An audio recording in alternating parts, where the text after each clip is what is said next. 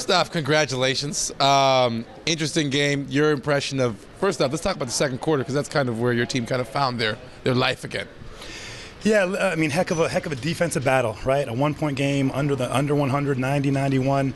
Really a sort of an old school defensive battle, and I think that's interesting because this team really came in as a scoring team, and one of our main points of emphasis was to slow them down. And I thought we did a really good job. The guys scored their points, but it was really difficult points. And I think you're right. In that second quarter, we started to figure out our groove a little bit, and I think we were a little bit shell shocked to start the game, and that happens, right? There's a playoff atmosphere, and we got some young players, and they're figuring it out as they go. But I agree, they bounced back in the second, and then it was a heck of a dogfight in the fourth, back and forth all the way through to overtime, and then in a 2-minute overtime, it's a one possession thing basically. We won the jump ball, and that really helped us, and we closed it out. Jordan Lloyd didn't shoot super well, but everything else he brought to that game, loose balls, rebounds, the big putback at the end there, was that one of the most complete games you've seen from him as he's progressed this year? Yeah, he's a special player, and I've been saying that for a long time. And I knew that in training camp when he would sort of go against NBA players and really sort of hold his own. He's an elite level scorer.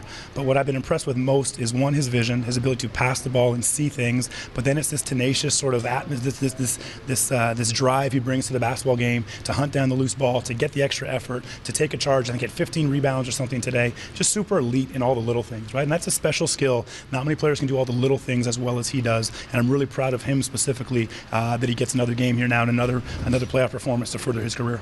We talked a little bit before about how important games like this are for a guy's development. Does it change at all that you pulled it out? Does it make it that much extra meaningful, moving forward for those guys? Without question, right? I mean, you play the game to win it, right? And I think guys would have been devastated in that room if we had lost it. So I think there's definitely a winning grows character, right? And I think it teaches you how to do things. You always rely on your experience to move yourself forward. So now these guys, all of them, everyone on our roster has the experience of winning a G League playoff game, and that can transfer wherever they end up in their careers and whatever they end up doing. They now have this under their belt. They can always rely on and think back, we played a playoff game in a tough situation, and we won it. And they own that forever, which is great accomplishment. What do you say to a guy like Wade Baldwin, who, at moments he looked like he really took on his responsibility and was kind of unsatisfied with some of the plays towards the end? Listen, Wade was, a major force for us defensively. The job he did on Lucas was, high level.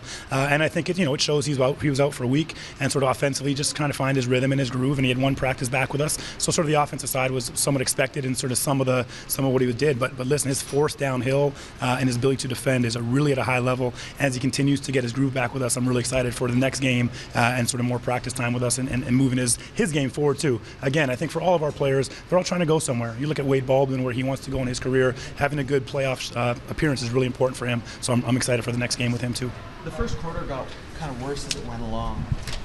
How do you make sure that when you make that comeback, that things don't just keep getting worse and you guys fall back on that positivity and optimism you've been preaching all season long? I mean, that's what it is. You got to stay the course, right? You got to stay the course, and you got to keep doing the little things. And even when it got a little ugly there, sort of give them a smile and say, hey, guys, we're all right. We're okay. A lot of basketball game left. Sunny days are still ahead of us. And we slowly just climbed our way back. I'm really proud of our guys. That could have been a situation to say, it's over. But they rallied back. They just kept hitting singles. Hit a single, and before you know it, we're back in the basketball game, and then we're able to get a bit of a lead there. And it got pretty emotional towards the end there. How do you make sure the emotions stay positive and helping you rather than hurting you? Yeah, it's a good question. They definitely were into it. The referees, the coaches, the players. It's the playoffs, man, and I think emotions are what people thrive off of. And I think that was fun. It's good for them to understand that. And as long as you try and make it go downhill and make it good for your team, I told my group before the game I wanted to have 48 minutes of energy givers. So if you give your emotion in a positive way, then I'll roll with it all the time. Doug Collins says that he loves coaching, not because he loves it, but because it's torture.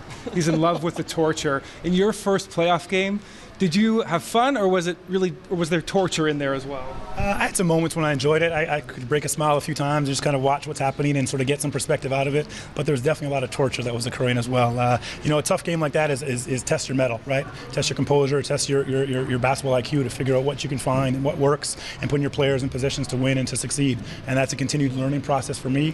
I'm really thankful for that process and the ability to learn it. But Doug is probably right. It's tough being a coach, especially down the wire in a tough playoff game. But a lot of fun to get the win. Really happy for that. What are some of the things you feel like you're picking up for the round two?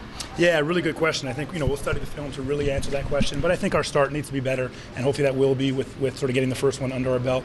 But then I think it's about sort of our offensive execution. 90 points, 91 points is not enough in an overtime game, especially coming in against Long Island, who can really score the ball. We're going to have to find a way to put the ball in the hoop more and find some more of our drive, kick, swing, and get back to our offensive identity. Those will be our main focuses tomorrow. But we'll watch the film and really see what we need to improve on.